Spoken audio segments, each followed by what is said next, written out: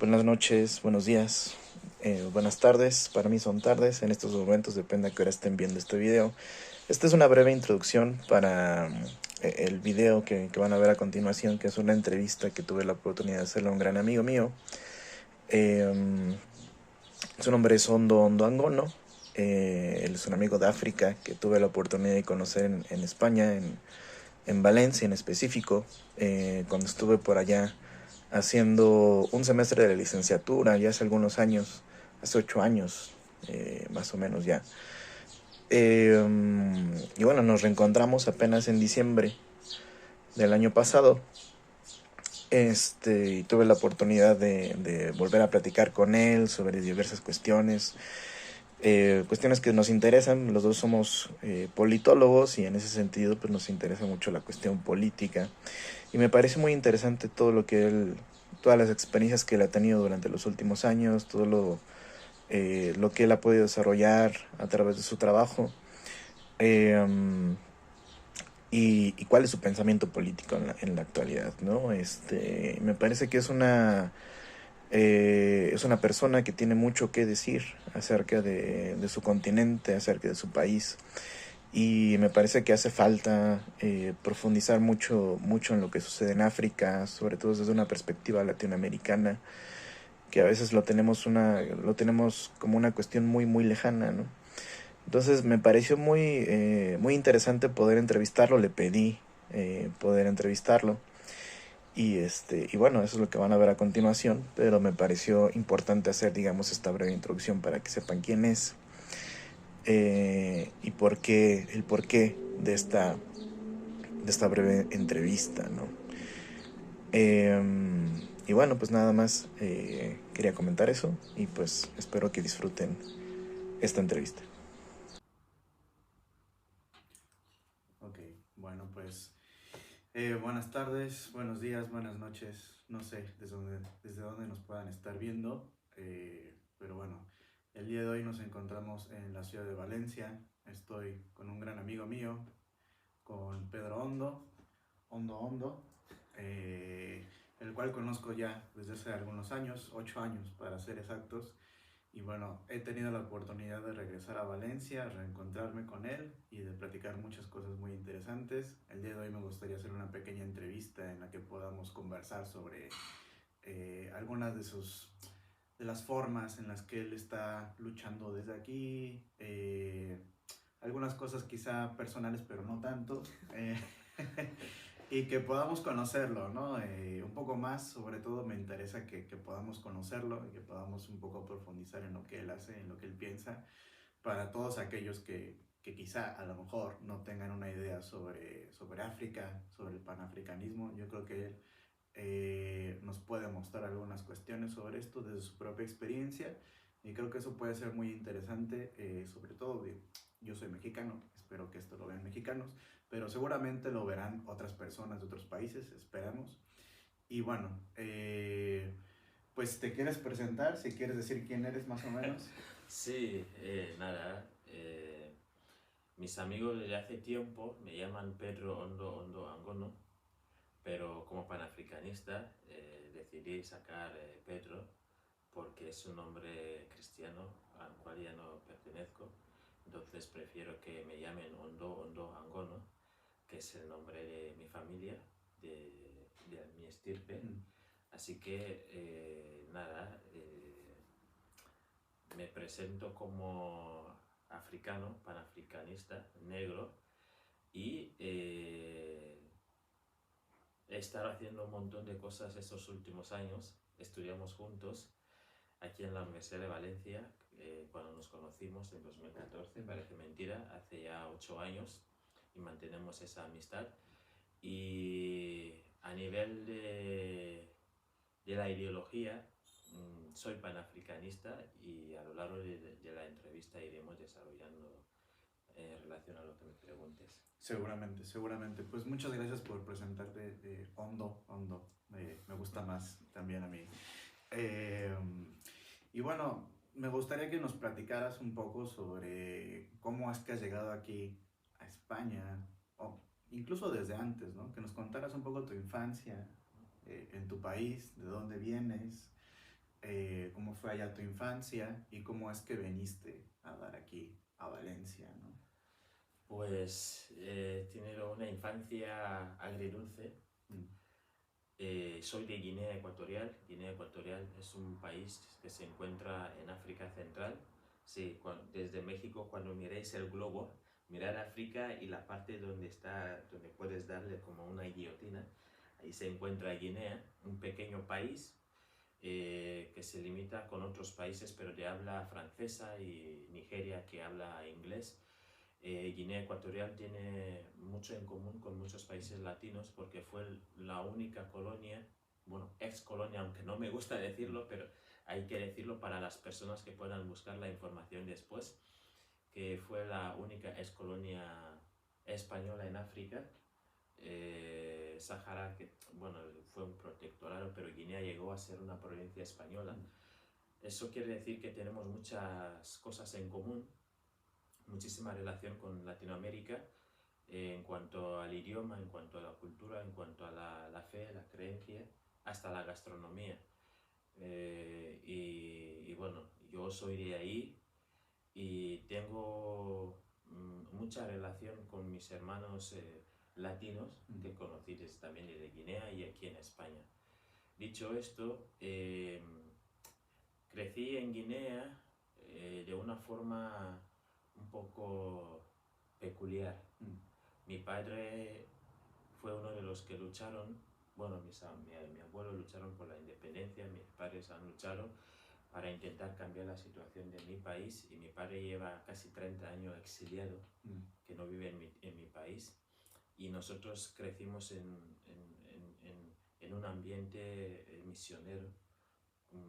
Hoy en día tengo más conocimiento o entiendo por qué vivimos en ese lugar, porque mi padre nos metió ahí para protegernos. Y he pasado toda mi vida entre internados y colegios y poco tiempo con la familia. No he tenido vida normal como cualquier joven, y eso te hace pensar de una determinada manera. De hecho, la gente que me conoce creen que no soy ni siquiera guineano, porque los guineanos tienen una forma de pensar distinta a la que nosotros, los que hemos sido o los que somos hijos de gente que ha luchado para poder intentar cambiar la situación en nuestro país. Pues esa fue mi infancia, dura, desde niño ser señalizado como el hijo de... La sociedad sabe que no, su padre es... Y eso a veces te puede abrir puertas en una parte, en otra parte es mal visto porque el sistema que llevamos es el mismo desde hace ya 54 años con las mismas personas. Por eso los valores que adquirí en ese lugar, los valores familiares, me hacen pensar distinto a la sociedad realmente en conjunto. Claro. Y ha sido una vida de lucha, de superación, de intentar mantener el legado y seguir trabajando. Mi llegar aquí en España no fue tampoco algo, ¿cómo lo diría?, normal, porque después de terminar de estudiar tenía previsto poder ir en otros lugares, porque en Guinea realmente no... estudié en un colegio español, bueno, casi español, porque son en la misión donde estudié es un centro privado, pero de monjes, frailes, maristas se llaman, pero ya no están. Maristas, hermanas de Jesús María, hermanas de la Inmaculada, y curas. Y ahí iba para cura. Hasta que perdí esa fe y decidí centrarme en otras cosas, porque empezaba a tener muchas dudas, hacía muchas preguntas, pero a nivel tradicional, cuando te inician para muchas cosas también tienes muchas dudas, haces muchas preguntas que al final no terminas de entender realmente el papel de la religión, ¿no? en nuestra sociedad, dentro de lo que es el espiritualismo africano. O sea, era como una pugna entre lo tradicional vocacional, espiritual, con lo religioso, que no tiene nada que ver. Así que decidí no seguir el camino de ser cura. Muchos de mis compañeros y amigos son curas hoy en día, que empezamos juntos, y están ahí, casi cerca del 50 o 60% son curas jóvenes. Y decidí seguir el camino de la lucha y ahora estoy hasta ahora. Ok. Quizá a lo mejor es que no es tan diferente el camino de la fe, el camino de la lucha. Habrá que ver ahí qué conexiones puede haber, ¿no? No sé si tú lo has pensado en algún momento. Sí, realmente cuando eres creyente o estás en este entorno, es que los valores son casi los mismos, simplemente que uno lo llevan en un determinado ámbito y los que creemos o intentamos cambiar las cosas lo hacemos en el otro ámbito. Porque claro, puedes estar rezando día y noche, no te cambia nada. Es verdad que sí que los valores que te inculcan te permiten poder luchar o intentar cambiar las cosas a través de esos valores. Pero pasar toda tu vida rezando ahí no te resuelve nada. Bueno, en mi caso. Volviendo a la pregunta que hiciste, ¿cómo llegué aquí? Llegué aquí por accidente, en España. Llegué porque he tenido muchas pérdidas familiares a nivel de lo que es la lucha en Guinea. Perdí a mi hermana, a la que seguí porque la envenenaron. Y llegué aquí porque a mi tía la quemaron viva. Es duro, no sé, las personas que lo van a ver. Claro, cada vez que viene mi padre o mi tío, gente que es muy conocida y asustan mucho en la frontera, porque soy de la frontera, en un pueblo de 3 fronteras. Y en ese pueblo la gente va y viene y se mueve, porque soy de la etnia Fang y los Fang se encuentran en 6 países de África Central y son las mismas personas, pero con las fronteras estas reales o artificiales, como lo llamemos, se fueron dividiendo. El Tratado de Berlín en 1984-5, que se repartieron en África los europeos, dividieron a las mismas familias y esas mismas familias se encuentran en las distintas fronteras, casi en todos los países africanos. Pues este es el caso, que llegaron mis padres, mi tío, pensaron que estaba ahí mi tía, que vino a visitarles, y le echaron gasolina y le prendieron fuego.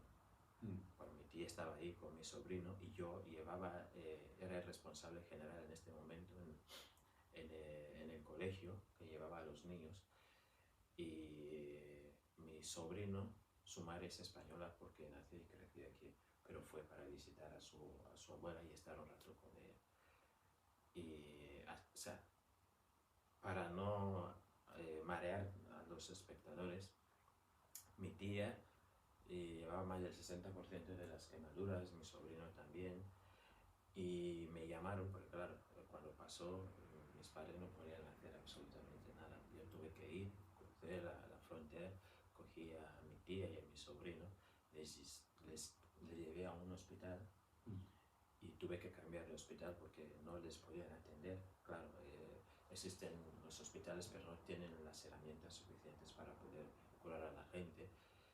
Hablé con los curas de la situación que había pasado y les llevé a otra ciudad donde se suponía que había más equipajes para poder atenderlos. Y no pasó ni 24 horas, se me murió mi tía en mis brazos.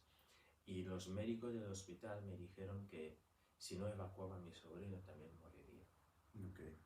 Entonces hablé con la familia, hicieron un par de aportaciones, como su madre también estaba bueno, el niño es español porque nació aquí, sus padres son españoles, y me pidieron que dejara todo para poder venir con el niño. Yo llevaba 2 años estoy impartiendo clases. ¿Tú qué edad tenías, más o menos? Eso pasó cuando tenía 21 años, porque decidí no irme a la Universidad Nacional de mi país, no sirve.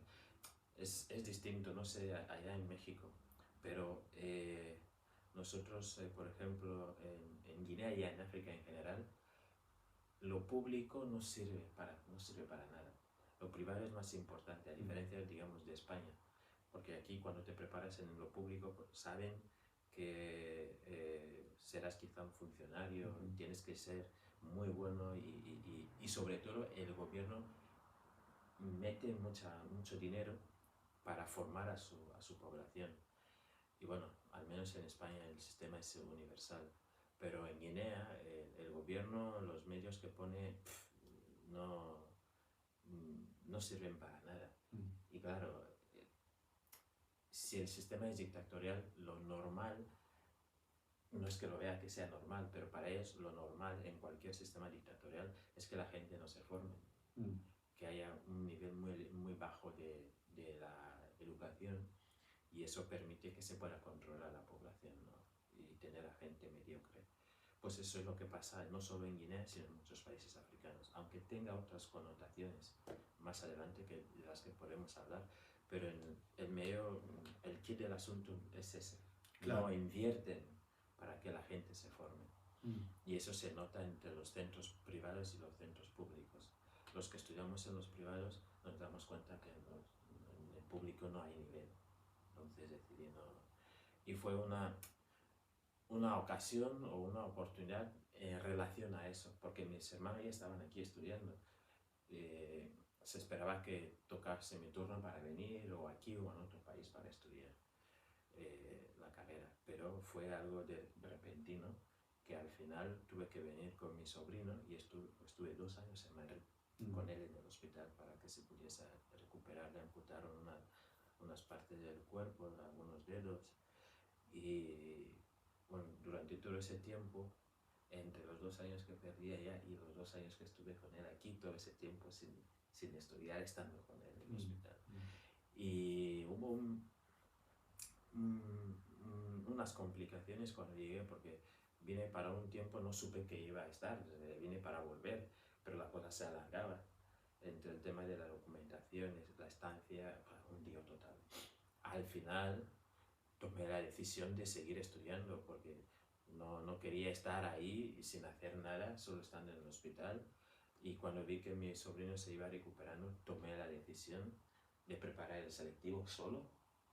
Preparé el selectivo, lo aprobé, y de ahí solicité una beca en la Comunidad Valenciana para poder entrar en una residencia universitaria y estudiar.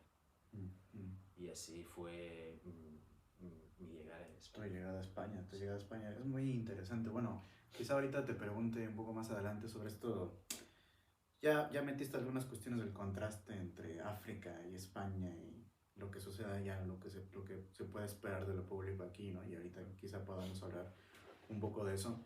Pero antes, me gustaría que nos platicaras porque tú eres politólogo, estudiaste ciencias políticas, que nos platicaras qué tiene que ver, digamos, todo tu contexto que nos acabas de platicar, de tu infancia, de tu vida, si eso tuvo que ver con esta decisión de estudiar ciencias políticas, si hubo otras cosas que te llevaron, además de todo eso, a estudiar ciencias políticas, y si crees que te ha sido útil estudiar ciencias políticas. Sí, la verdad es que sí, porque a nivel familiar, mi abuelo fue de la primera generación en Guinea, que, digamos, a nivel de mi familia, porque no, la gente, mi bisabuelo no querían a los blancos que entrasen en Guinea, de hecho son los que lucharon contra los blancos. Pero mi abuelo trabajó en el juzgado y son de los que sabían leer y escribir y podían articular la descolonización en el país. Y era uno de los cabecillas que desaparece, no figura en ninguna parte de la historia de Guinea. O sea, es una cosa que tenemos ahí a nivel familiar, a que ese reconocimiento con los padres de la independencia, claro, como la familia tiene ese recorrido, entonces es como se tiene que apagar a esas personas que no figuran en ninguna parte. Pero en cuanto a la pregunta de ciencias políticas, ya lo tenía claro desde pequeño. Okay. Porque desde los 7 años yo ya sabía que hablar de política era un delito. Y como vengo de una familia contra de lo que se pensaba. Y como desde pequeño también en mi casa conocí a un montón de políticos que siempre se reunían con mi padre, con mi tío, con la familia. Es algo que ya venía mamando desde pequeño, sabiendo cosas que un joven normal no sabe. Y conociendo a personajes políticos importantes de mi país que me empezaba a llamar la atención para saber realmente qué era la política, porque se pintaba como algo malo y me decían mis padres, no es algo malo, es algo normal y tal. Y decidí, bueno, cuando crezca o hago derecho o hago economía o hago políticas, porque mi padre hizo economía. Entonces decidí hacer políticas y cuando vine aquí no dudé en optar en estudiar ciencias políticas. Decidí hacerlo porque realmente, ya lo sabes como profesor de políticas, que es una carrera que lo engloba todo, te enseñan un poco de todo y yo quería saber de economía, de derecho, de sociología, para más o menos tenerlo un poco articular y poder estudiar la sociedad de las personas, los gobiernos, los sistemas, y tomé la decisión de hacerlo. Y la verdad es que no me arrepiento porque es una carrera que me ha podido ayudar independientemente de la experiencia y el bagaje que llevo desde pequeño, pero que me ha dado las herramientas, sobre todo en la universidad, de cómo poder, digamos, estudiar los gobiernos, estudiar los personajes, estudiar la sociedad en sí y las herramientas reales que necesito para poder hacer eso. Yo creo que es una de las cosas que me ha podido ofrecer la universidad, independientemente de las otras que te facilita la información, ¿no? Que hoy en día intento ir, como te dije, desintoxicarme de muchas cosas de las que ya no creo, pero que están ahí y siguen en mí. Y quieras o no, en esa sociedad eurocentrista a la que vivimos, o occidentalista a la que seguimos viviendo, te pueden hacer entender un par de cosas, aunque las niegues. Sí. Muy interesante, sobre todo pensándolo, y ahorita supongo que habrá algunos de mis estudiantes de ciencias políticas que estarán viendo esta entrevista y creo que es muy importante lo que tú acabas de decir, ¿no? O sea, que finalmente son herramientas que nos sirven para entender, digamos, la propia vida política, pero además para intervenir en ella, ¿no? No sé, nosotros ya platicamos de esto acá en privado, pero me gustaría que me lo dijeras para acá, para que lo escuchen otros, que muchas veces se entiende que la única forma de hacer política es a través de partidos políticos, ¿no? Y que si uno estudia ciencias políticas es para luego militar en un partido político, llegar a puestos y dedicarse profesionalmente a la política, ¿no? ¿Tú cómo ves eso? Yo creo que es un error para los estudiantes de políticas. Ser profesionales de la política es un error garrafal. Yo creo que con el plan de Bolonia se ha intentado hacer algo aquí en España, porque el sistema estaba muy, yo creo, puedo estar equivocado, el sistema estaba muy mal estructurado. Tú no puedes vivir exclusivamente o ser profesional de la política. Es verdad que los politólogos somos científicos de eso, pero tienes que tener una profesión, porque si no tienes una profesión, al final acabarías, digamos, como unos políticos de los que no voy a hacer publicidad, casi sin ideología. Te tendrás que mover o acabarías siendo corrupto o a través de los, aquí lo llaman puertas giratorias, porque sería un círculo vicioso donde intentarías ir acaparando lo que sea. O sea, no tendrías criterio propio ni tendrías ideología como tal. Y hay muchas personas que intentan vivir exclusivamente de eso como profesionales de la política sin saber hacer otra cosa. Y esas personas, yo diría a tus alumnos que independientemente de ser politólogos, que intenten tener o sea, se especifiquen en algo en concreto para poder ser profesionales exclusivamente de ello. Porque en España conocemos a muchos, yo muchos compañeros que empiezan a militar casi desde las universidades. Hay gente que militan desde 16, 17 años y van escalando. Y es que en este mundo donde a temprana edad empiezas a adquirir poder, conocimiento, dinero, te hace casi olvidar la esencia de lo que estás ahí, porque no estás para vivir, diría, el cuento. Aunque tengas una ideología, esa ideología la tienes que defender a través del profesionalismo, no simplemente por el hecho de formar parte de un partido político y que tengas que estar ahí eternamente sin tener que dar, digamos, intentar ser profesional en algo. Si no, vivirías del cuerpo. O sea, intento explicarlo de este modo porque es muy complicado para las personas, o quizá que nos escuchen, sobre todo que tengan una ideología y quieran defenderla. No estoy diciendo aquí que no tengas que tener una ideología o que no la tengas que defender, sino que no sea como una panacea exclusivamente de que creas que tiene que ser tu modo de vida. Porque al final, imaginemos que estés en un partido político y pierdas el poder, entonces ¿qué haces? O si tienes un cargo político y después de 4 años de gobierno y no, digamos, no tienes una carrera en este mundo que nos exige un título o que seas profesional de algo, ¿qué haces? Te vas a entablar de un partido a otro. A muchos en España son exclusivamente expertos en ser trepas. Sales de aquí, vas allá, vas allá, vas allá. Al final no se te sabe qué ideología o qué defiendes. Pero si eres profesional y, digamos, eso se hace más en los países escandinavos, la gente está en política para un determinado momento, para luchar por una causa, y después se van y vuelven a su trabajo. O las personas que tienen cargos políticos no se les paga. Claro. O sea, por ejemplo, en Suiza, eres alcalde, está muy bien, dedicas el tiempo de lo que haces, quizás puedas tener primas, pero no se te paga, porque estás haciendo un servicio a la población. Y es algo que tienes que asumir, no que vivas de ello. En fin, los que me escuchéis y queráis dedicaros a la política, tenedlo claro.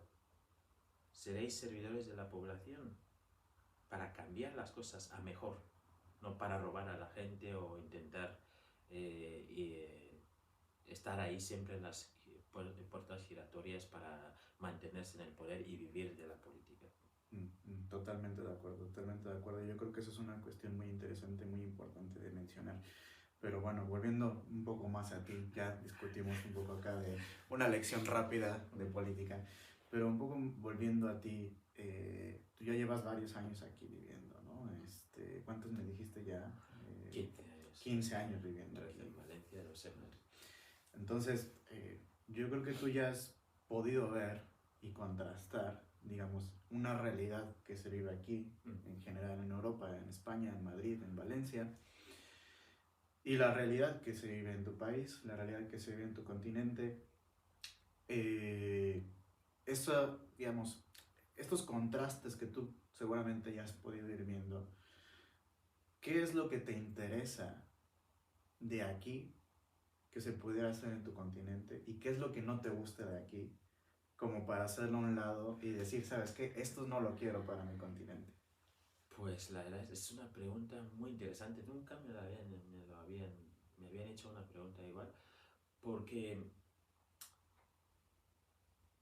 yo ahora mismo, desde hace un par de años, estoy en el mundo del panafricanismo.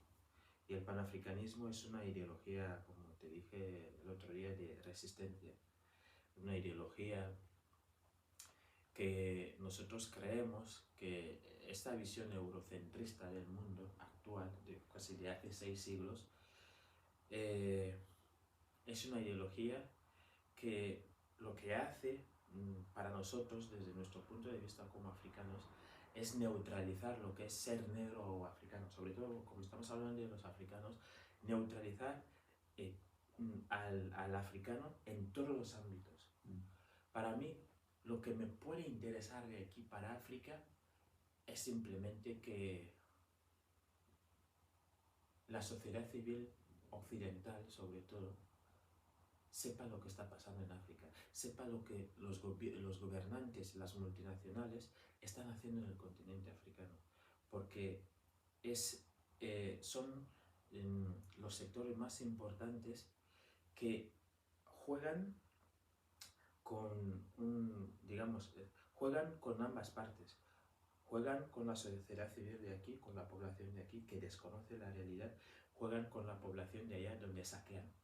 O sea, su única visión para el continente africano es como un pozo donde se tiene que sacar todo. Digamos, una fuente de recursos de todo tipo, humanos, recursos naturales, porque de eso vive Occidente, vive Europa.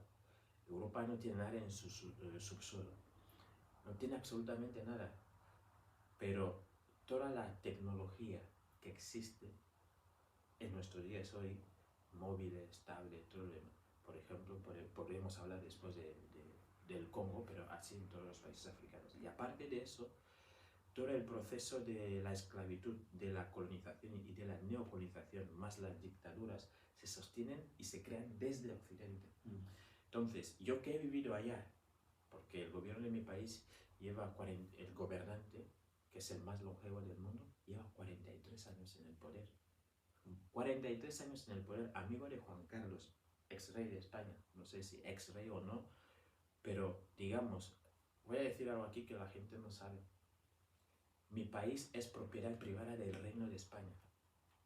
Propiedad privada. Antes lo fue de Franco, de Carrero Blanco, que era mano derecha de Franco. Y hoy en día es propiedad privada de la élite, digamos, porque esto es una oligarquía. La élite española, que son grandes empresas españolas, medios de comunicación, la élite política, el Reino de España, son esos 4 o 5 pilares que controlan todo lo que tenga que ver con mi país. Y la gente no lo sabe, claro.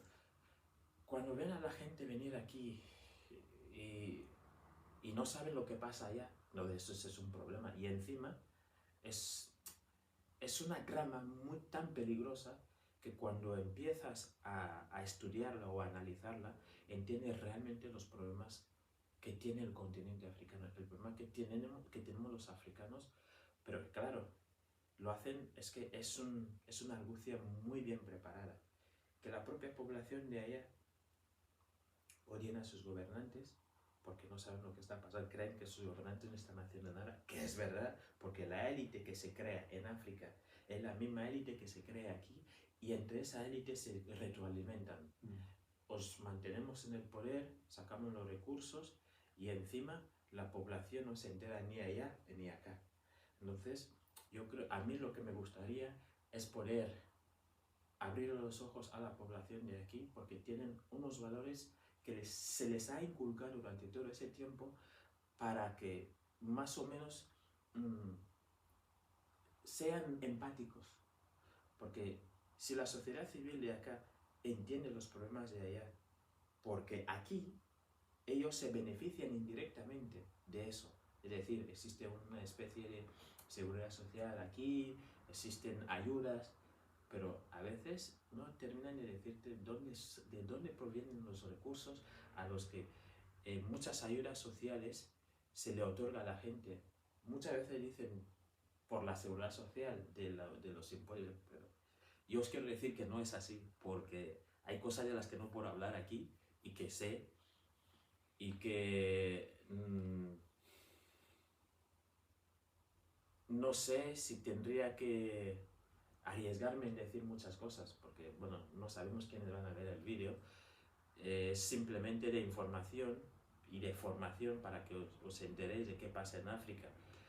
Pero yo trabajo en muchos ámbitos y hay cosas de las que no puedo decir aquí y lamento no poder hacerlo, pero es simplemente resumir las cosas por encima.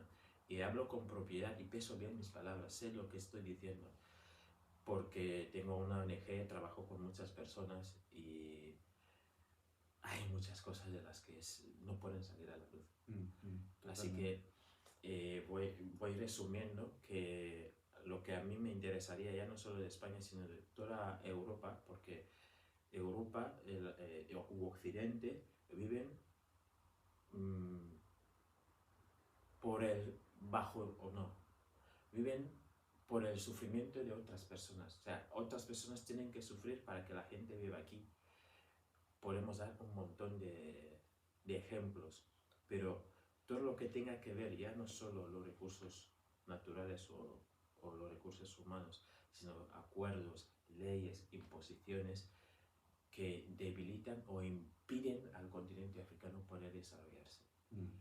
Y por experiencia que viví 21 años en mi país y tuve la suerte de poder recorrer otros países, por el caso de mi padre, conocer las mismas realidades, incluso peores que mi tierra, donde hay mucha más población y países enormes con tantos problemas, es triste. Es triste porque las soluciones se pueden conseguir en muy poco tiempo, pero existen también a nivel,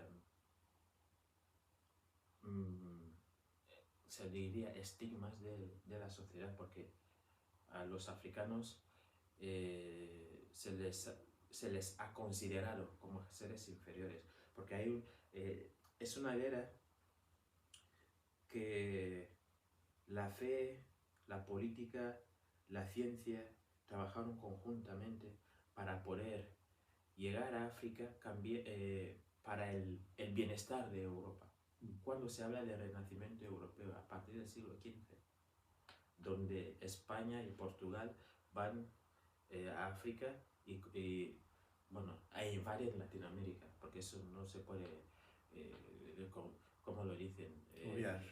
claro, llegan ahí e invaden un país y encima imponen una visión suya para intentar mantenerla durante tantos siglos, ¿no? Pues imagínate que personajes inteligentes, científicos, que empezaron a crear, crear teorías que el negro era inferior, que no tenía alma y tal, la religión católica o musulmana les acompañaba y después lo hacían los gobiernos. Eso se caló en la sociedad occidental, donde pensaban durante tantos siglos que el negro no tenía ni alma, el negro no tenía la capacidad intelectual que otros, y era un discurso que, ¿cómo lo digo en castellano? Que daba vía libre a que se pudiese esclavizar a las personas negras y llevarlas a América. Lo mismo decían de los indígenas en Latinoamérica y de esa estratificación social en Latinoamérica, donde estaban ellos, después los mestizos y tal, los negros, esa pirámide que se ha ido construyendo y que ese relato se sigue manteniendo a día de hoy. Y es un relato que ha calado, que cuando te ven directamente en la calle, ya te asocian a algo. Y claro, son cosas que hay que ir rompiendo e intentando romper, remar contra marea, que es muy difícil, porque la estructura sigue siendo la misma, aunque vayan cambiando de nombres. Pero la estructura es la misma y esa estructura les permite poder seguir saqueando, poder seguir haciendo lo mismo durante 6 siglos. Y es lo mínimo lo que a mí me hubiese gustado o me gustaría que desde Europa pudiese conseguir para que allá, porque los jóvenes, las distintas generaciones en África, son generaciones que no han vivido la esclavitud, ni siquiera la colonización, pero ese neocolonialismo que están viviendo es mucho más peligroso, porque con la globalización, con, digamos, el capitalismo, el liberalismo del mercado, ha sido y es peor incluso que la esclavitud. Porque cuando uno te esclaviza y lo ves, puedes resistir. Cuando te lo hacen sutilmente, inundándote, digamos, digamos, objetos que no tienes y encima te prohíben poder ni crear, ni industrializarte, ni tal, te hacen ser dependientes. Y si eres dependiente, no puedes hacer absolutamente nada. Y te limitan en todos los ámbitos, espiritual, intelectual, en todos los ámbitos. Y es un peligro para el continente africano. Son cosas que a mí me gustaría que la gente aquí y allá en México, en Latinoamérica, porque tenemos muchas cosas en común, que se pudiese entender, porque estamos hablando de Europa y de África, pero que de aquí la población pudiese entenderlo. Y que allá los jóvenes, la población también pudiese entenderlo. Y de ahí se pueden ir rompiendo ya algunos eslabones para que la gente vaya siendo consciente. Totalmente, totalmente. Y bueno, ya metiste un poco la cuestión del panafricanismo, ¿no? Por ahí lo mencionaste y, digamos, ya hiciste como todo un resumen de la situación en África y los problemas que tiene tu país, etcétera. Me gustaría entonces que pues, nos platicaras un poco, ¿no? Del panafricanismo, qué es lo que busca, cuáles son los objetivos, cuáles son sus bases ideológicas y cómo tú luchas desde ahí para tratar de resolver estos problemas que acabas de mencionar, ¿no? Bien, muchas gracias por esa pregunta, porque para mí, que he estudiado ciencias políticas y que sé de las diversas ideologías, yo creo sinceramente que el panafricanismo es la única ideología a nivel político capaz de liberar el continente africano y los negros en general y la humanidad. Porque no habrá paz en la humanidad mientras los negros sigan encadenados, física o mentalmente. Y el panafricanismo entiende que cualquier sociedad tiene una estructura y se constituye cualquier sociedad a través de esa estructura. Si miras por Europa, se ha constituido Europa con la estructura judeocristiana. Y desde aquí, toda la base occidental se sustenta en eso. Y los valores que la gente tiene aquí, quieras o no, aunque no seas creyente, tienes un nombre y cuando llega, por ejemplo, Navidad como ahora, la gente va a misa, algunos se casan, bautizan a sus hijos, aunque no sean creyentes. Pero es porque es dentro de la idiosincrasia, dentro de los valores con los que se ha constituido esa sociedad. Nosotros los panafricanistas entendemos que la estructura de nuestra sociedad africana fue rota. Primero con los árabes, porque hay que saber que el norte de África, cuando veis que es blanca, antes era negra, eran civilizaciones negras, por ejemplo la egipcia, espero que podamos hablar un poco de ella, y que los árabes fueron los primeros en esclavizar a los negros durante 1600 años, no 16 días, ni 16 semanas, ni 16 meses, ni 16 años, 1600 años. Entonces fue una erradicación total en el norte, y es tabú, no se habla en África. Muchos de nosotros que hablamos de esos temas somos amenazados, porque como esas dos religiones, católica y musulmana, son las que imperan en el continente africano, hay muy poca gente como nosotros que somos, dicen animistas, pero somos más espiritualistas. Dicho esto, entendemos desde el panafricanismo que nuestras sociedades han sido rotas y la gente africana actual, está en la intemperie. Ya no tienen las raíces. Los negros son negros por la piel, pero mentalmente no, lo llamamos síndrome del coco. El coco por fuera es negro, pero por dentro es blanco. Toda esa gente carecen de raíces, carecen de sustento, no lo tienen. Porque llegaron los árabes, lo hicieron en el norte, bajaron luchando, enseñaron a los europeos, a los españoles y portugueses, y la esclavitud occidental, que lleva ya casi 6 siglos, hicieron lo mismo. Entonces, para nosotros, el panafricanismo es una ideología de resistencia, esa ideología de reconstruir lo que fue destruido. Queremos reconstruir a partir de las pocas fuentes que nos quedan para intentar reconstruir el pueblo africano negro y los negros en general, porque verás que los negros, ya no solo en África, en todas partes son iguales. vas a Estados Unidos, es la única comunidad que les matan como perros. Ya vimos el caso de Floyd, pero aparte de Floyd, personajes importantes como el Dr. King le pegaron, le mataron, le asesinaron, a Malcolm X, a muchísimos que van matando. En Europa les matan, en todas partes. ¿Por qué? Porque es la única comunidad a día de hoy que no tiene, ¿cómo lo diría yo? No tiene esa fuerza que tienen las otras comunidades. No puedes tocar a un judío, uno, donde sea, responden. No puedes tocar a un árabe, ya no hablemos de un americano, un europeo. Siempre van a responder. Los negros son los únicos en el mundo donde todo el mundo puede hacer lo que le da la gana, pero como panafricano siempre lo decimos porque la madre tierra, que es África, sigue siendo esclava y sigue siendo controlada por otros, porque cuando África sea independiente, sea un país como queremos que sea, y que se la pueda unir, entonces esas cosas van a desaparecer. Y son uno de los objetivos que planteamos, la unificación de África. Queremos estados federados, pero que África sea un solo país que hable con una sola voz. Por ejemplo, no tiene ningún sentido que un pequeño país como Guinea Ecuatorial pueda firmar acuerdos bilaterales con Estados Unidos. O sea, Guinea Ecuatorial es un barrio de Estados Unidos.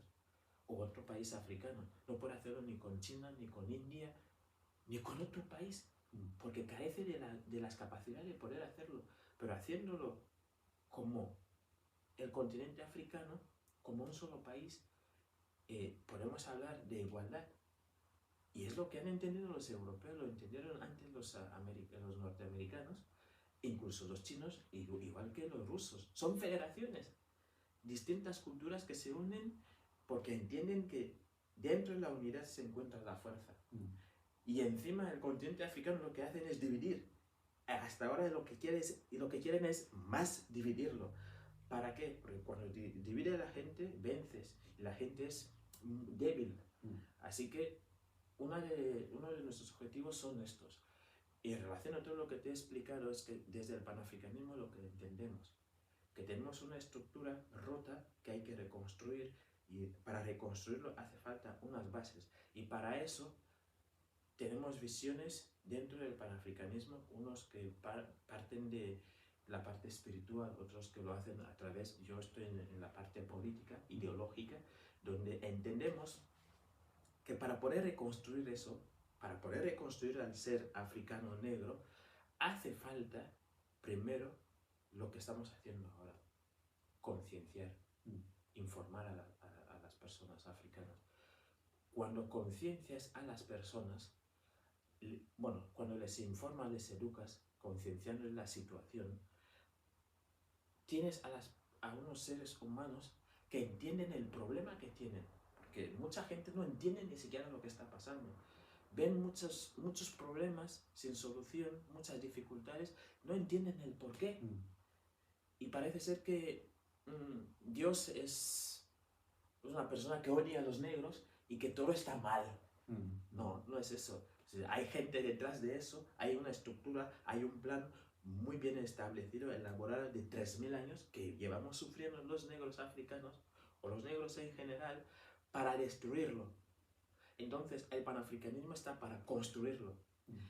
Y nosotros queremos educar a la gente, formarla, informarla, porque creemos, como a nivel religioso, lo que hace la religión es, cuando la gente es informada y cree en una causa, son personas determinantes y son capaces de dar su vida por ello. Por ejemplo, yo soy capaz de dar mi vida por la causa africana, porque yo he tenido cierta información y me estoy formando, soy una persona determinante dentro de la causa y soy capaz de dar mi vida porque creo en lo que estoy haciendo. Y no es una fe, una creencia religiosa, no, es algo en el que creo que sí debo hacerlo por mi pueblo, por mi gente, porque los negros a día de hoy en todas partes del mundo son los hazmereír, siempre son los últimos, pero no es fruto de una casualidad, no, son ya casi 1600 años, más 600 años, 2200 años de persecución, de destrucción de una civilización más antigua del mundo.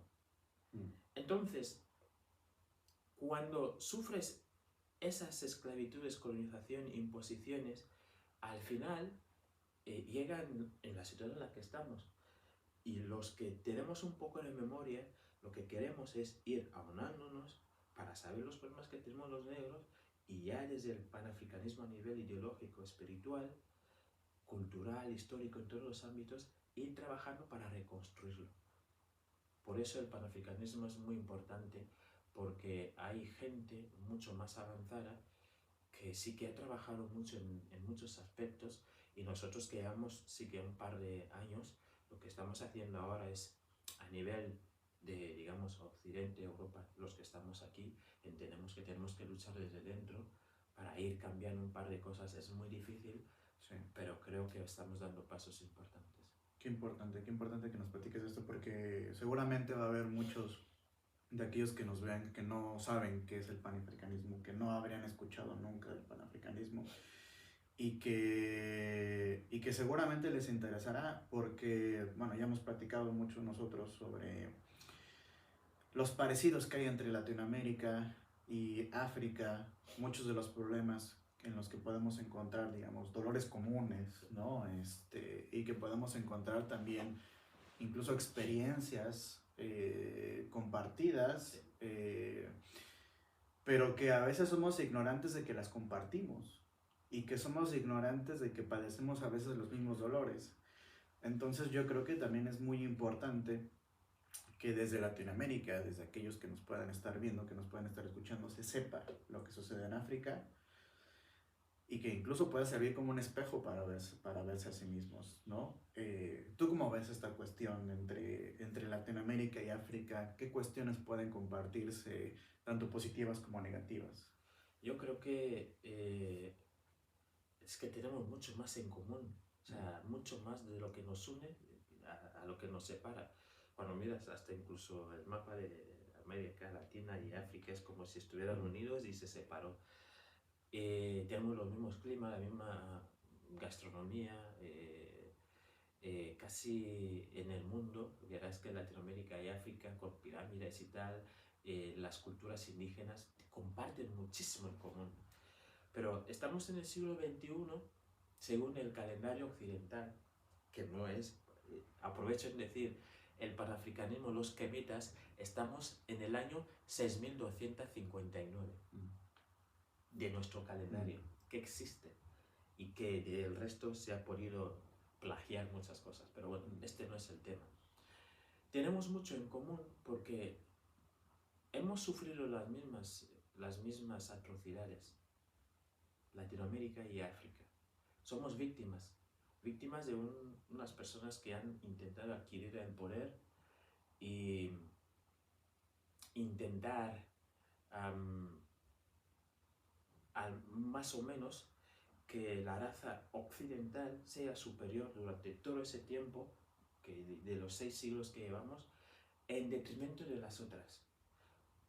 El ejemplo es que nosotros los africanos hemos estado más de 20.000 años como potencia en el mundo y nunca colonizamos a otras personas. Es más, transmitimos conocimiento a otras personas gratuitamente, porque personajes como Platón, Aristóteles, quien estuvo poco tiempo estudiando en Egipto, fueron 22 años. Toda esa gente que se reconoce a nivel en el mundo intelectual aprendieron en Egipto. Y Egipto, aunque nos vendan que es una civilización blanca, es una civilización negra. Y se está demostrando desde hace tiempo. En fin, yo creo que tenemos que unirnos, sobre todo los africanos, a aprender mucho de Latinoamérica, porque todo ese proceso que hubo de liberación en Latinoamérica, la hubo conjuntamente con pueblos africanos negros. Las luchas que hubo en Latinoamérica fueron en gran parte que muchos de ellos aprendieron de muchos libertadores negros africanos. Podemos hablar, realmente ahí en Latinoamérica no se habla de Yanga, porque los personajes que les hacen frente al poder, lo que hacen es enviarlos a la tumba de la historia. No quieren saber de ellos. Y Yanga fue el primer libertador, y no Bolívar. Y de hecho Bolívar aprende de un negro que ahora no me viene el nombre, su nombre. Y digamos, Biojo es otro en Colombia que crea los primeros, ¿cómo se llama? Bueno, se me va el nombre, pero son los primeros que liberan sus pueblos de los blancos y crearon muchos quilombos en Latinoamérica. Y ellos son personajes que han sido olvidados, porque igual que el caso de Haití, Totalmente. Haití a día de hoy sigue hasta pagando la deuda por derrotar al ejército de Napoleón. Y todo el proceso de Haití es bueno que tus estudiantes puedan estudiar, leer el proceso de Haití para entender el odio existente que tienen las personas, digamos, occidentales cuando les haces frente. Y decir, soy digno, yo voy a luchar para tener mi dignidad como persona. Todas las personas que lo han hecho, incluso en Latinoamérica, han acabado en la tumba de la historia. Olvidarlas. Esa relación existente entre Latinoamérica y África no es de hoy, es de hace mucho tiempo, muchísimos siglos más, y ya no solo porque desde Occidente lo que intentan demostrar es que el mundo empieza a partir de que llegan a invadir Latinoamérica o a esclavizar a las personas en África para ir a Latinoamérica. No, el mundo viene desde hace muchos siglos, pero miles y miles de años. Y como se encierran en que todo lo que escriben, todo lo que publican es lo que la gente tiene que aprender, tiene que estudiar, tiene que ver. Entonces la gente no tiene los recursos necesarios para poder investigar lo que pasó antiguamente, para poder contrarrestarles. Y hay muy poca gente dentro del movimiento panafricano que lo está haciendo. Y qué casualidad que estas personas también están siendo asesinadas y eliminadas porque el sistema no quiere que la gente sepa la verdad. Eso no es conspiración, es real.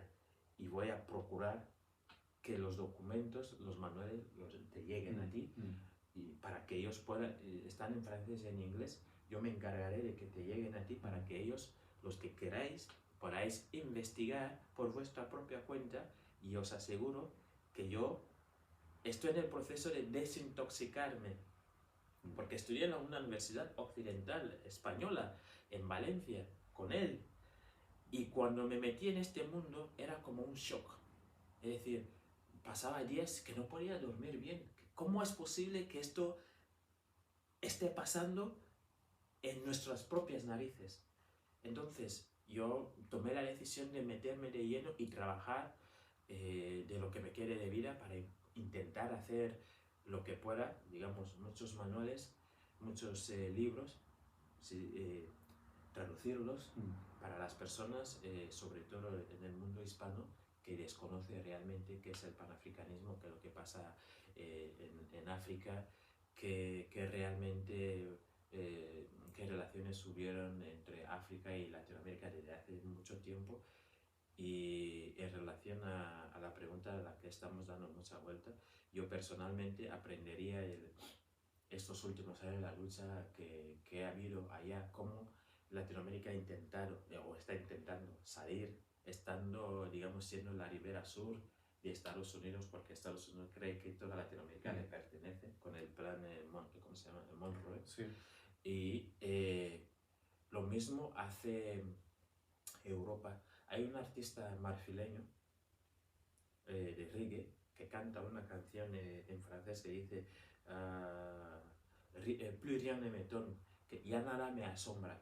En la canción en sí dice que se repartió en el mundo y nada le asombra. Es decir, Estados Unidos cree que Latinoamérica es suya, Europa cree que África es suya, China tiene... O sea, y así se ha repartido el mundo y se nota a nivel geopolítico, ¿no? Igual que las Naciones Unidas. Y por eso creen que pueden hacer de los países del sur lo que les da la gana, lo que les plazca. Y el llamamiento es que los países del sur pudiesen trabajar conjuntamente para romper eso. Pero como no podemos delegarlo a los gobernantes, nosotros, ciudadanos de a pie, tenemos que crear esos lazos, que es poder trabajar conjuntamente en lo que podamos para que las poblaciones, ya sean africanas como latinoamericanas, puedan trabajar conjuntamente y ayudarse mutuamente en lo que puedan.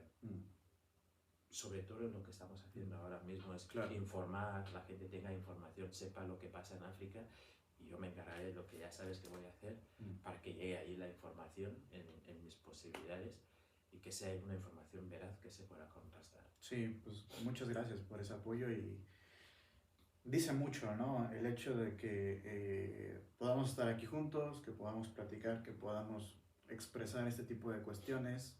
La verdad es que ha sido una casualidad de la vida, si es que se le puede llamar así, el hecho de que yo esté aquí hoy.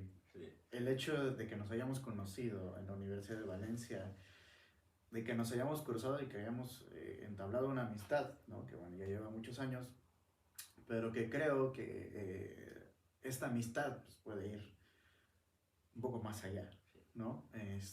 Y creo que eso es lo que puede enriquecer todavía más nuestra propia amistad, ¿no? En ese sentido creo que es muy, muy importante todo lo que nos has comentado hasta ahora.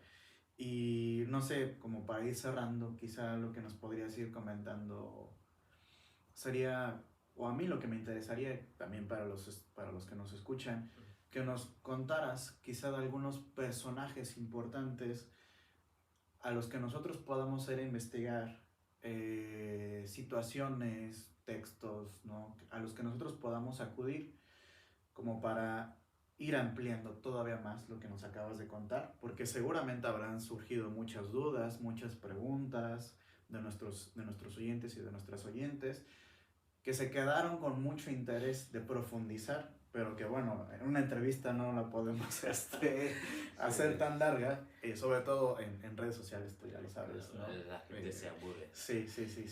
Sí, a ver, por ejemplo, yo hoy mismo hemos tenido una reunión muy importante con el hijo de Marcus Garvey. Pueden investigar sobre Marcus Garvey porque soy de la Cuarta Internacional Garveyista. Aparte de formar parte del movimiento panafricano de mi país, de Guinea Ecuatorial, y de España como portavoz, formamos parte de la Cuarta Internacional Garveyista, que es a nivel internacional y está enfocada más en Latinoamérica para el movimiento panafricano.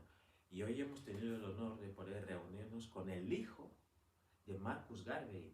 Yo les recomiendo Marcus Garvey como uno de los primeros, bueno, pero uno que llevó a elevar la visión panafricana a nivel mundial. Intentó unir los negros de Latinoamérica y con los negros de África, que África ¿por qué? Porque tuvo un impacto cuando se dividieron África. A los occidentales no les bastó esclavizar y colonizar, no, lo que querían era dividir, porque encontraron mucha resistencia. A pesar de todo, se tenía que dividir a las personas para que hubiese menos fuerza. Y él entendió la lectura. Y un hombre que llegó a reunir a más de 20 millones de personas. Y de hecho, él llegó a conseguir que muchos negros de Latinoamérica o Norteamérica volviesen a África. Y ciudades como, por ejemplo, Libreville, significa ciudad libre, Freetown, o sea, en Liberia, son estados digamos en África, donde la gente volvió de Latinoamérica, del norte de América, negros, y se volvieron a África. Eso es amplio. Le menciono porque es una persona que marcó muchísimo. Donde muchísimos más aprendieron de él, porque los Malcolm X y todas esas personas vienen de su escuela. Es verdad que dentro del movimiento panafricano siempre criticamos a la élite intelectual negra. Pero yo entiendo el porqué, porque en el periodo de Marcus Garvey vais a ver que Dubois, que también es un intelectual que se le reconoce el primer negro que se doctora en Harvard, pero tienen un problema en que la élite negra no tiene las herramientas. O sea, hay una crisis, siempre me lo dice, voy a mencionar a mi hermano colombiano, pero cambió de nombre, se llama Boleto Philip. Se llama Luis Alberto Alarcón, que es de Colombia negro, y siempre nos introduce eso cuando hablamos ya a nivel de la crisis de la intelectualidad negra africana.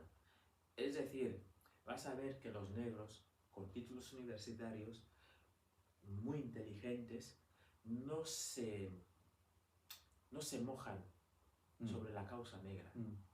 Porque no tienen yo entiendo que no tienen las herramientas suficientes, según ellos, para poder hacerlo. No porque no las tengan, sino porque todas las personas negras que intentaron hacerlo antes les asesinaban y fueron matadas hasta el día de hoy. Y para evitar eso, intentan jugar al son del amo. Quedar bien, porque es intelectual, habla bien y está en medios digamos, del poder, y ve a la gente que estamos ahí intentando luchar, cambiar las cosas, como si fuésemos el enemigo. Dentro de los propios negros, crear esa división. Por eso lo digo, porque yo puedo mencionar a Dubois como un intelectual de aquella época. Aquí estoy hablando de personajes del siglo pasado. Pero que el panafricanismo es verdad que también surge fuera de África, de las personas que llevaron y querían volver, porque siempre pasa, ¿no? De los que están en el origen y de los que van porque tienen esa nostalgia. Pero aparte de él, yo te menciono las personas que a mí me están marcando. O sea, existen un montón. Pero Marcus Garvey es de Jamaica. Y se movió en muchos países latinos. Te puedo hablar de la persona que volvió a marcarme, que es Cheikh Anta Diop, del que ayer tuvieron la charla que fuimos, porque Cheikh Anta Diop es una persona, un intelectual africano de Senegal, que demostró científicamente que la civilización egipcia era negra, y pudo demostrar dentro de sus escritos, Civilización o Barbarie, que ayer también mencionaron, que lo que ha hecho la élite intelectual occidental es un crimen contra la humanidad, porque han cogido todo lo que han hecho los negros de ciencia durante miles y miles de años, lo han tergiversado en muy poco tiempo, y que de ahí han intentado demostrar que el negro no ha hecho nada en la vida, que no tiene civilización. Y él pudo demostrarlo, aún así le asesinaron, envenenándole. Y el tercero que lo ha hecho, porque te digo, son un montón, hay un montón de autores que te iré enviando, pero te hablo de las personas que a mí me han marcado dentro de este mundo panafricano. Uno que murió le asesinaron el día 13 de noviembre. Y aún estamos de luto, porque nosotros los panafricanos, cuando se nos va realmente en la parte espiritual no morimos, transitamos, y se eleva. Casi es como, nos impiden, porque normalmente sabemos, ya es algo un poco más elevado, que dentro del panafricanismo los negros o las personas no mueren, las personas van y vuelven. Entonces cuando va una persona asciende, porque el espíritu, se encuentra en la cárcel del cuerpo. Eso es materia, no sirve. El espíritu sí. Pues esa persona la asesinaron, que se llamaba Nyuserere Kalala Omotunde. Era de las Islas Guadalupe. Le asesinaron. Es una persona que ha podido elevar el nivel, superando para mí a Cheikh Anta Diop a nivel científico en todos los ámbitos. Toda la falacia, todo el plagio que ha llevado a cabo el sistema occidental en relación a la cultura, a la fe, a la ciencia, todo, y demostrando que personajes que aquí les tienen como referentes en todos los ámbitos, de la ciencia que no tienen ningún escrito, no escribieron nada. Te puedo mencionar, hasta incluso Platón, todos esos que aprendieron en Egipto, no tienen ningún escrito oficial donde tú puedas ir y decir que esto lo escribió Platón. No. O sea, son recopilaciones que otras personas que han intentado crear, no sé si esto me creará problemas, que han intentado crear a nivel occidental, digamos, como la fuente de la sabiduría occidental de Grecia, cuando en realidad ni les consideraba, porque a Sócrates le obligan a casi a suicidarse. Ellos dicen muchas cosas así, pero en el fondo cuando los veas y analizas te das cuenta, porque nosotros los africanos somos una cultura sedentaria, milenaria de hace muchos años. Una cultura nómada no hace eso, y los occidentales eran nómados, igual que los árabes, nómados, y aprendieron de los africanos que eran sedentarios, porque cuando eres sedentario sabes de agricultura. Una persona nómada que va de aquí a allá no va a hacer eso. Y la parte hasta espiritual de un solo Dios y todas esas cosas aprendieron de los africanos. Claro, de la medicina, si te hablamos de un personaje, si te hablo por ejemplo de Imhotep, la persona que han creado a Jesucristo, o sea, Imhotep le han robado y... En fin, son temas que puedo ir sacando así, pero creo que Hipócrates es el que habla de la medicina. Imhotep es 2000 años que crea todo lo que tiene que ver con la medicina, pero lo atribuyen a día de hoy, hasta ahora, que muchos científicos y médicos saben que no es verdad, pero se siguen enseñando en las facultades. O sea, para que veas hasta qué punto se mantiene la falacia. Y eso se construye tras otra, una falacia tras otra, para intentar ir tapando mentiras que realmente la población tiene que saber. Pero es que no pueden permitir que la gente lo sepa, porque ya se ha introducido dentro de la mente de las personas que los negros no han hecho nada en la vida, que se tenía que esclavizarles o civilizarles, es lo que siempre dicen, porque se tenían que civilizar a los indígenas, hay que civilizar a los negros, porque viven de los árboles que llevan taparabos. ¿Cómo la gente que construye pirámides va a ir en taparabos? Y si van en taparabos será por algo. En fin, la cuestión es que en el fondo este es el problema. Estamos viviendo una mentira, que una mentira tras otra no significa que no haya habido avances. Ha habido avances dentro de lo que ya se había aprendido de otros. Que nos hablen de la civilización occidental de hace 2000 años o 3000 años. Imposible. No se puede hablar de ello, porque te digo, a día de hoy se sigue profanando tumbas de nuestros antepasados en Egipto, porque te van a hablar de una persona, un cadáver de hace 6000 años.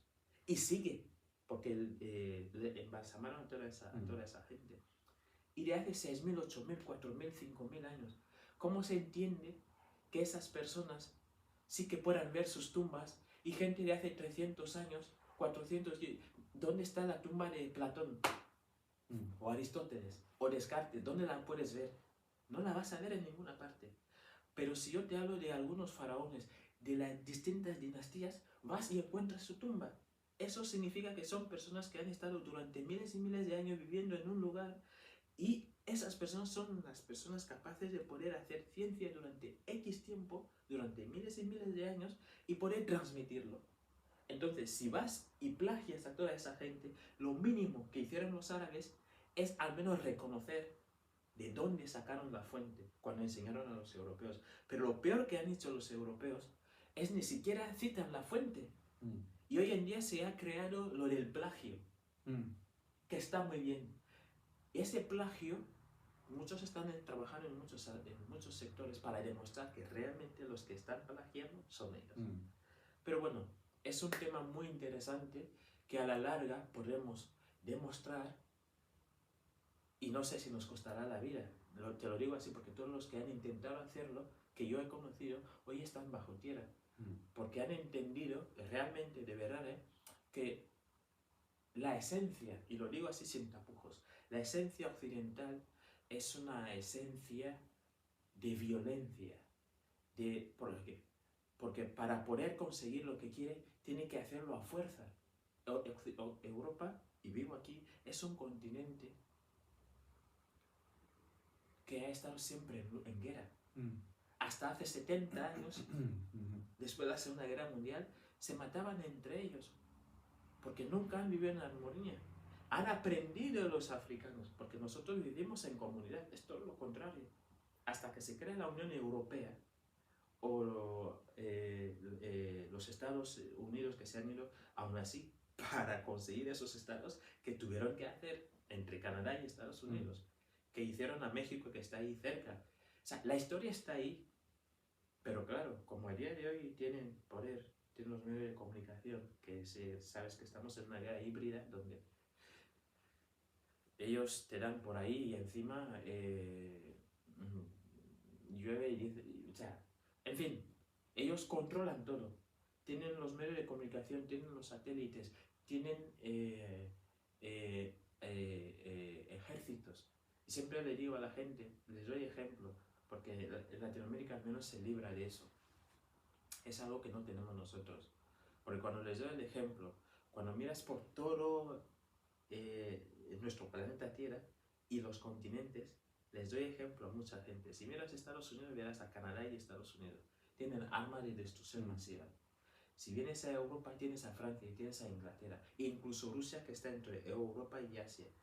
Si vas a Asia, tienes a China, tienes a Israel. E incluso, bueno, a Corea del Norte. Tienes a países con misiles de destrucción masiva. Ve a África, ¿qué tenemos? No tenemos absolutamente nada. Al contrario, tenemos bases militares norteamericanas y occidentales dentro de los territorios africanos donde surge la gente que quiere cambiar las cosas, les dan un golpe de estado, les asesinan y destruyen para que otros no vuelvan a pensar en hacerlo.